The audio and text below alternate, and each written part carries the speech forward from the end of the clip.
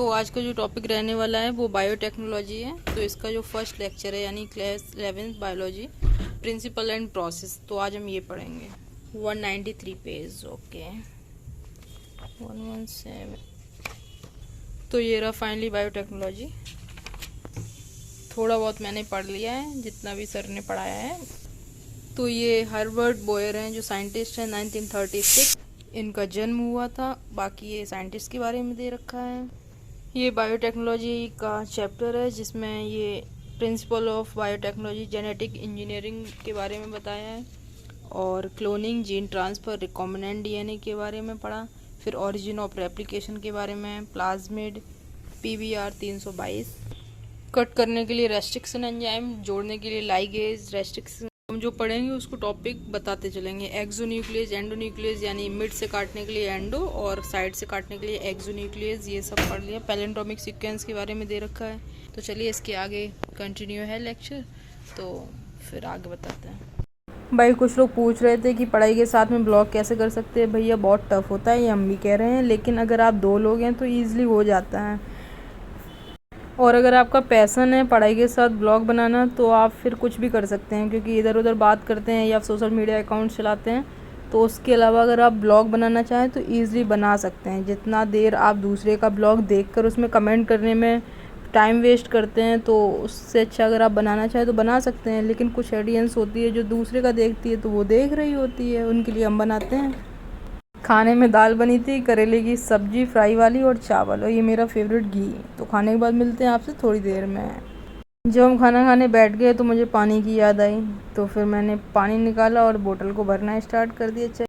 फिर उसके बाद में मैंने शुरू किया वापस से अपना लेक्चर, बायोटेक्नोलॉजी वाला सेकंड लेक्चर है ये, क्योंकि अभी टोटल 3 लेक्चर आए हुए हैं। तो इसके बाद आगे कंटिन्यू करेंगे, वो आपको नेक्स्ट ब्लॉग में देखने को मिलेगा। तो ये मेरे हॉस्टल की छत से बाहर का नज़ारा है। जैसा कि आप देख पा रहे हैं, नीम का पेड़ कट चुका है। कट इसलिए गया है क्योंकि वायर ये जो आपको दिख रहे हैं निकले हुए थे, इसकी बार पानी जब बरसता था तो उसकी वजह से ये तार एक दूसरे में जड़ के फॉल्स कर देते थे।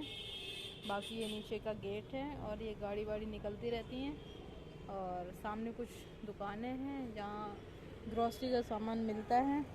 बाकी नीचे एक रेस्टोरेंट भी है जिसकी लाइट अब जल चुकी है, और देख लीजिए आप बस ये सामने खाली पड़ा है क्योंकि कोई रहता वहता नहीं है। होली की वजह से सारे लोग घर गए हुए हैं, बस हम ही लोग नहीं गए थे। तो ये देखिए सामने से नीट का फॉर्म आ चुका है, तो हम लोग फ़ोटो खिंचाने के लिए चित्रांश स्टूडियो पे आए हैं। ये कानपुर में है, छपेड़ा चौराहे के पास में। तो देख रहे हैं आप लोग कितना भीड़ हो रही है, जबकि अभी इनिशियल टाइम है फॉर्म का। तो ये फ़ोटो का वगैरह स्टूडियो है, तो मैंने दिखा दिया। तो हम दोनों लोगों ने फ़ोटो क्लिक करा ली हैं और इसके बाद अब ये पेमेंट कर रहे थे। फिर बाहर आ गए, तो ये छपेड़ा चौराहा कानपुर की सब्जी मंडी है। हम लोग खाना बनाते हैं तो इसीलिए थोड़ा सा सब्जी ले रहे थे, भैया हंस रहे थे। फिर इसके बाद में फिर सोचा थोड़ा अमरूद भी ले लिए जाएं, तो इसको अमरूद बहुत पसंद है, इसीलिए थोड़ा अमरूद ले रहे थे। तो सब लोग देखने लगते हैं हालांकि, लेकिन कोई बात नहीं, हम लोग ब्लॉग बना ही लेते हैं। मतलब वहाँ पे इसीलिए नहीं बोलते हैं, बाद में आके वॉइस ओवर कर देते हैं। फिर गन्ने की दुकान पे पहुँच गए, ये मेरे हॉस्टल के पास में ही है, और 2 ग्लास गन्ने के जूस का ऑर्डर दे दिया। ये सामने की रोड है जो मेरे हॉस्टल के पास में है। तो यहाँ शाम टाइम में ज़्यादा ट्रैफिक रहता है, हालांकि इन दिनों अभी कम है क्योंकि होली की वजह से लोग घर पे गए हुए हैं, लेकिन फिर भी है। तो ये गन्ने का रस तैयार हो गया है। 2 ग्लास ऑर्डर किया था, तो ये फाइनली पी लेते हैं, इसके बाद में मिलते हैं। तो हम लोग अपने हॉस्टल में आ चुके हैं और ये सड़क का नज़ारा है। चलिए चलते हैं, अब पढ़ाई शुरू करते हैं।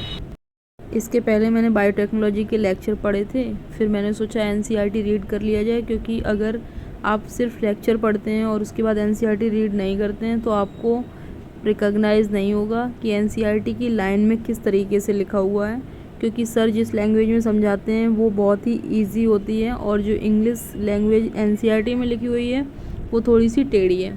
इसलिए आपको लेक्चर पढ़ने के बाद में ठीक मेरी तरह एनसीईआरटी रीड ज़रूर करनी चाहिए, क्योंकि इसकी लैंग्वेज को समझना आपके लिए आसान हो जाएगा।